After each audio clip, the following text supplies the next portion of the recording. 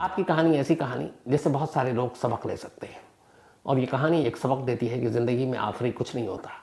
अगर कोशिश करें तो बेहतर बनाया जा सकता है, फिर चाहे वो रिश्ता ही क्यों ना हो। कहानी दो लोगों की है, एक पूजा और एक विनय। पूजा चौधरी और विनय जायसवाल, ये दो लोग। पूजा पटना की रहने वाली थी। फादर उनके कोल इंडिया में काम करते थे। कोल इंडिया में काम करने की वजह से उनका अक्सर ट्रांसफ़र होता रहता था, जैसे पुलिस वालों का होता है। तो इंडिया में अलग अलग शहरों में वो पलती बढ़ती रहीं, पढ़ती रहीं, अलग अलग स्कूल कॉलेजों में जाती रहीं। फिर वो बड़ी हुई, करीब 25-26 साल की उम्र हो गई। अब घर वालों को ये हुआ कि पूजा की शादी करनी है। शर्त ये थी कि शादी अरेंज मैरिज होगी।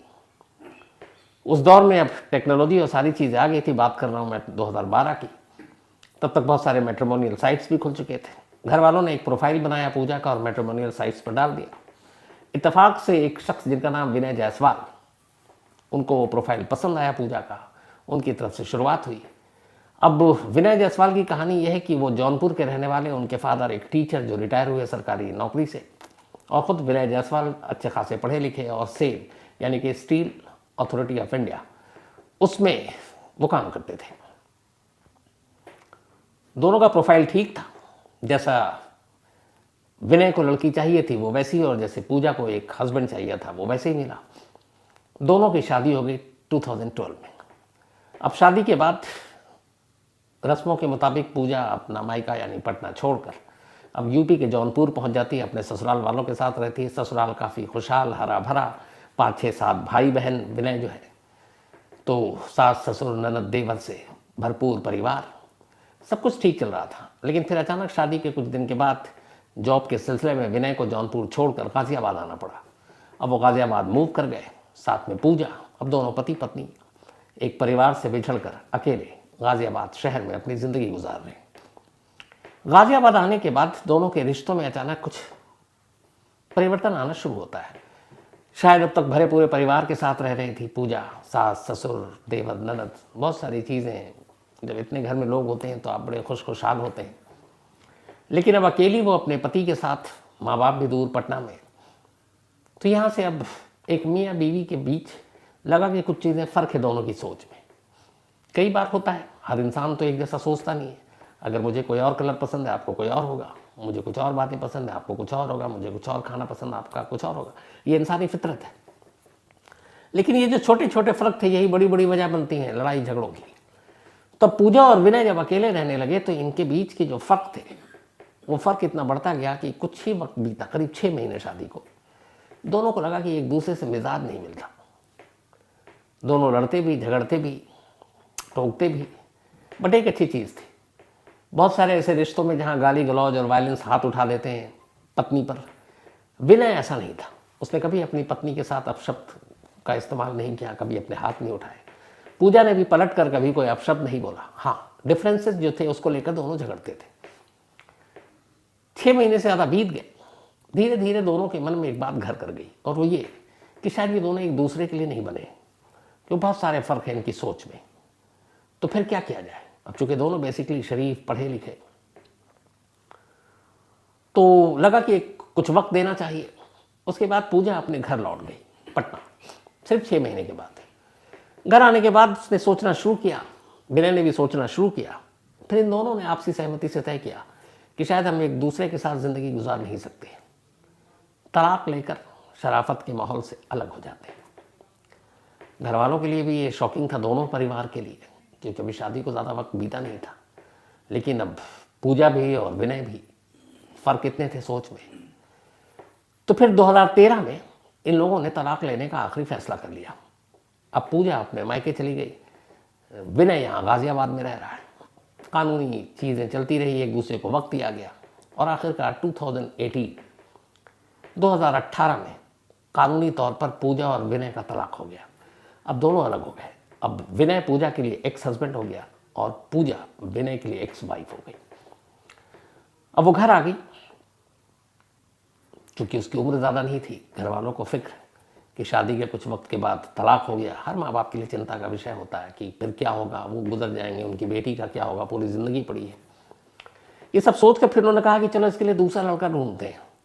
पूजा भी एक आज्ञाकारी बेटी थी, उसने कहा जो भी माँ बाप करेंगे, लेकिन कहीं ना कहीं उसके मन में था कि शायद अब वो दूसरी शादी नहीं करेगी।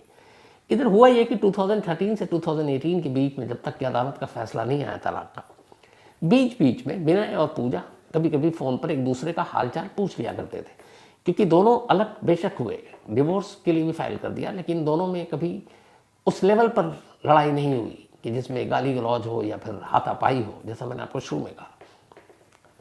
क्योंकि फ़र्क थी कई चीज़ों में, तो अक्सर एक दूसरे का हालचाल पूछ लेते थे एक दोस्त की तरह। ये सिलसिला चलता रहा। 2018 में अब तलाक हो गया। तलाक के बाद अब पूजा के लिए रिश्ता ढूंढा जाने लगा, बट पूजा को कहीं ना कहीं ऐसा लग रहा था कि 6 महीने भी एक शादी या रिश्ते को मैं निभा नहीं पाई, मालूम नहीं आगे क्या होगा। एक लड़की डरती है एक अनजान घर, अनजान शख्स के साथ पूरी ज़िंदगी बिताना। यह हर लड़की का खौफ होता है, और उनके लिए बड़ा मुश्किल भी होता है अपना पूरा परिवार छोड़कर एक नए घर पे जाना। तो पूजा डरी हुई थी, लेकिन लगातार अपने माँ बाप को टाल रही थी दूसरी शादी के लिए। उधर उसे ये पता नहीं था कि विनय के मन में क्या चल रहा है, लेकिन इधर विनय की भी कहानी ये थी कि दोनों बेशक अलग हो गए, तलाक ले लिया, लेकिन विनय ने भी दूसरी शादी नहीं की थी। और वो कभी कभार दोनों एक दूसरे से फ़ोन पर बात कर लेते, बस खैरियत पूछते, फ़ोन रख देते, और ऐसी ज़िंदगी चल रही थी। इस दौरान में पूजा ने अपना वक्त काटने के लिए और इस चीज़ को भुलाने के लिए अपनी पढ़ाई शुरू कर दी। उसने बीएड किया, एमएड किया। उसे लगा कि अब कहीं अपने करियर पर फोकस करते हैं। शादी ब्याह के लिए टालती रही। करते करते सारी बातचीत चल रही थी, सब कुछ हो रहा था। अब 2022 आ गया, बल्कि 23, दोनों को अलग हुए। हुआ फिर अचानक ऐसा कि अब पूजा फ़ोन कर रही है, उधर से विनय फ़ोन नहीं उठा रहा। 2-4 बार ऐसा हुआ तो उसे लगा पता नहीं क्या हुआ। उसने काफ़ी कोशिश की, विनय ने फ़ोन नहीं उठाया। तो फिर उसने मजबूरन, चूँकि विनय गाज़ियाबाद में रहता था, अब उसने अपने एक्स इन लॉज को फ़ोन किया, पूजा ने अपने सास ससुर को, और उसने कहा कि मम्मी ऐसे ऐसे मैं विनय को फ़ोन कर रही हूँ, फ़ोन नहीं उठा रहा। उधर से उसकी माँ ने जो कुछ बताया उससे पूजा के पैरों तले ज़मीन खिसक गई। उसने कहा कि पूजा, असल में कुछ दिन पहले अचानक विनय को दिल का दौरा पड़ा था, डॉक्टरों के पास ले जाया गया, वक्त पर पहुंच गया था, और डॉक्टरों ने कहा है कि बाईपास सर्जरी करनी पड़ेगी। अब बाईपास सर्जरी आज भी दिल का, मतलब तमाम परिवार इस चीज़ को लेकर डरते हैं, क्योंकि एक तरह से कुछ भी हो सकता है। हालांकि अब मेडिकल साइंस इतना तरक्की कर गया है कि बाईपास सर्जरी भी अब नॉर्मल चीज़ हो गई है। ये सुनते ही पूजा घबरा गई। उसने अपने फादर और मदर को ये बात बताई कि विनय को दिल का दौरा पड़ा और उसकी बाईपास सर्जरी हो रही है और वो हॉस्पिटल में एडमिट है। उसके फादर ने सुना, उन्होंने भी अफसोस जताया, लेकिन कहा कि तुम क्या कर सकती हो, अब वो तुम्हारा एक्स हस्बैंड है। तो उसने कहा मैं जाना चाहती हूँ, देखना चाहती हूँ, इस वक्त उसकी मदद करना चाहती हूँ। माँ बाप ने कहा यह बड़ा अजीब लगेगा, पता नहीं उसकी फैमिली वाले भी क्या सोचेंगे, क्योंकि तुम दोनों का तलाक हो चुका है। हमें ये भी पता नहीं कि अब विनय की ज़िंदगी में कोई और आ गई है, किसी और से प्यार कर रहा है, किसी और से शादी कर सकता है या करना चाहता है, और ऐसे में तुम्हारा जाना ठीक नहीं है। अगर तुम जिद कर रही हो, तुम्हारे फिर भी चूँकि एक पति रहा है, तो एक काम करते हैं, हम लोग भी तुम्हारे साथ चलेंगे। लेकिन पूजा ने कहा नहीं, मैं अकेले जाना चाहती हूँ। माँ बाप ने बहुत समझाया, आखिर में उन्होंने कहा, पूजा पढ़ी लिखी समझदार लड़की थी, माँ बाप को भी उस पर भरोसा था, उन्होंने कहा ठीक है तुम जाओ। पूजा पहुँचती है हॉस्पिटल, वहाँ जाती है, अभी बाईपास सर्जरी शुरू नहीं हुई। पहली बार उसने दरवाजे के ऊपर जो शीशा लगा होता है उससे विनय को आईसीयू के बेड पर लेटा हुआ देखा। उसे अजीब सा लगा। इसके बाद विनय को भी उसके घर वालों ने बताया, क्योंकि पूरे घर वाले परेशान थे, पता नहीं क्या हो। विनय बड़ा खुश हुआ ये सुनकर कि पूजा उसे देखने आई। अब इसके बाद पूजा उसी अस्पताल में रहती है, विनय से बात करती है। जितनी सेवा एक पत्नी को करनी चाहिए वो एक्स वाइफ होकर उसकी करती रहती है। इसके बाद ऑपरेशन की तारीख आती है, ऑपरेशन होता है, वो प्रार्थना करती है। ऑपरेशन के बाद अब सब कुछ ठीक हुआ, अब रिकवरी का पीरियड चल रहा है। वो लगातार अस्पताल में दिन रात विनय की सेवा कर रही है। विनय के घर वाले भी ये देखकर हैरान हैं, और खुद विनय भी। कुछ वक्त के बाद विनय अस्पताल से रिलीज हो गया, वो घर पहुंच गया। घर पहुंचता है, अब दोनों के रिश्ते जो है, इसे एक अस्पताल और एक दिल के दौरा जो पड़ा था उसने बदल दिए।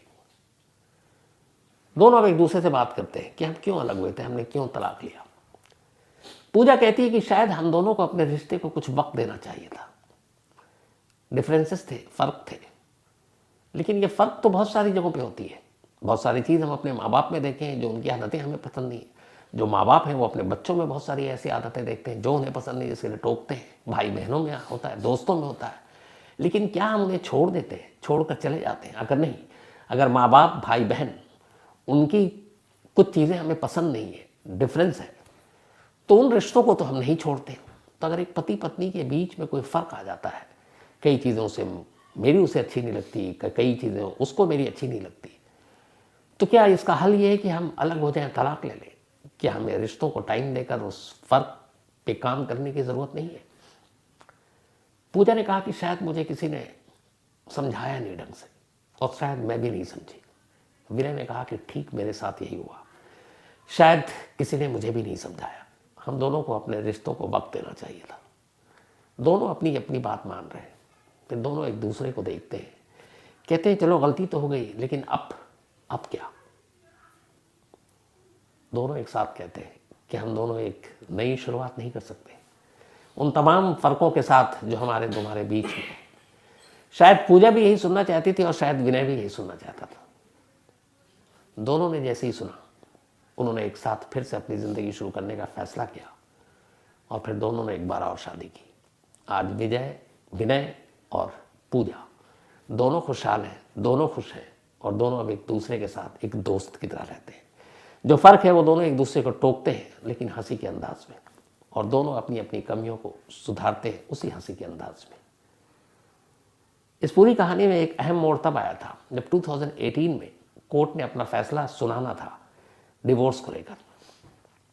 तब पूजा ने यह बात, इस राज को खोला कि जब वो कोर्ट पहुंची तो पता नहीं क्यों लग रहा था कि ये पल ठहर जाए, ये तलाक वाला मामला रुक जाए, जज छुट्टी पे चला जाए, साइन हो ही नहीं और ये तलाक ना हो। फिर उसने कहा कि ऐसा हुआ नहीं। फिर उसे लगा कि कम से कम मैं पहले साइन नहीं करूंगी, मुझे विनय का पता नहीं, लेकिन मैं पहले साइन नहीं करूंगी। लेकिन चूंकि इससे पहले सब कुछ हो चुका था, तो दस्तखत हो चुके थे, कागज़ पर दोनों का तलाक हो गया था, लेकिन मन से दोनों का तलाक नहीं हुआ था। और यही वजह है कि एक दिल का दौरा, एक ऑपरेशन, और पूजा और विनय अब एक साथ है, एक दोस्त की तरह, एक पति पत्नी, खुशहाल, और दोनों की ज़िंदगी बहुत खूबसूरत चल रही है। और ऊपर वाले से यही दुआ है कि इन दोनों की ज़िंदगी इसी तरह से आगे भी खूबसूरत। कहानी में जितना ही, आपसे मुलाकात होगी कल रात 9 बजे किसी नई कहानी के साथ। तब तक अपना ख्याल रखिएगा। Thank you very much.